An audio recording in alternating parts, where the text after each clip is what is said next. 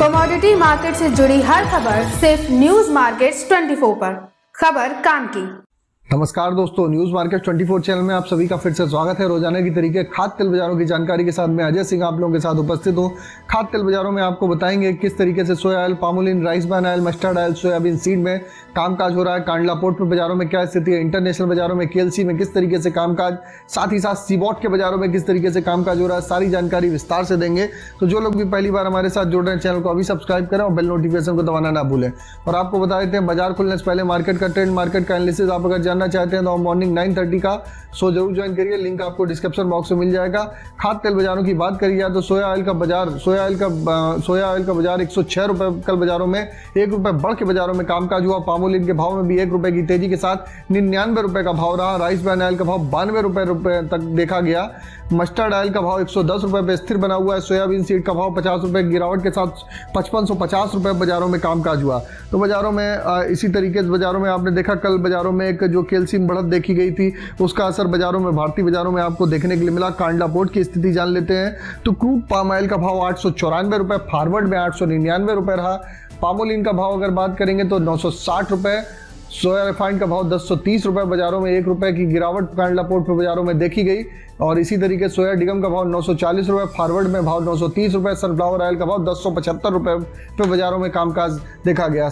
आप लोगों को मालूम है कि बहुत ज़्यादा सोया ऑयल में तेजी ना आने का मुख्य कारण यह है कि सनफ्लावर ऑयल का भाव लगातार आप बाजारों में नीचे के भाव में और माल सरप्लस होने की वजह से सनफ्लावर ऑयल की वजह से बाजारों में सोया ऑयल में तेजी नहीं आ पा रही और बाजारों में आने वाले समय में भी लंबी चौड़ी बाजारों में सोया ऑयल में तेजी की संभावना बिल्कुल भी नजर नहीं आती। तो बाजारों में जो जरूरत के हिसाब से आप लोग खरीदारी करेंगे तो बेटर रहेगा।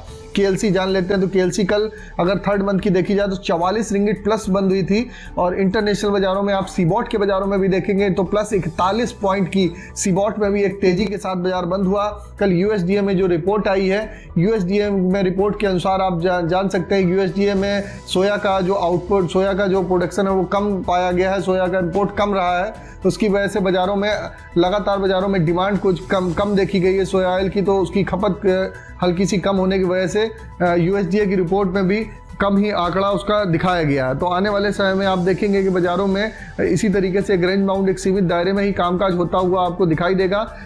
यूएसडीए की आपको एक्सक्लूसिव रिपोर्ट जल्द ही आप लोगों को देंगे। केएलसी आज जो ओपन हुई है, आज आप देखेंगे तो केएलसी का बाजार प्लस 15 रिंगिट की बढ़त के साथ बाजारों में कामकाज हुआ है। लेकिन कोई खास बाजारों में ऐसा नहीं देखा जा रहा है। लेकिन निचले स्तर से लेवल अच्छे हैं, यहाँ पर लेवल से आप लोग खरीदारी करके चल सकते हैं। यहाँ से फिर एक 2 से 3 रुपए किलो का बाउंस बैक बाजारों में आपको दिखाई देकर चल सकता है। सोया ऑयल का सपोर्ट का लेवल आज का अगर बात करेंगे तो 105 रुपए का, रेजिस्टेंस का लेवल 107 रुपए का। पामोलिन का सपोर्ट का लेवल 98 रुपए, रेजिस्टेंस का लेवल 100 रुपए। राइस ब्रान का सपोर्ट की अगर बात करेंगे तो 91 रुपए, रेजिस्टेंस का लेवल 93 रुपए देखा जा रहा है। मस्टर्ड सीड की अगर सपोर्ट की बात कर लेते हैं तो 5600 रुपए सपोर्ट का लेवल, रेजिस्टेंस का लेवल 5800 रुपए।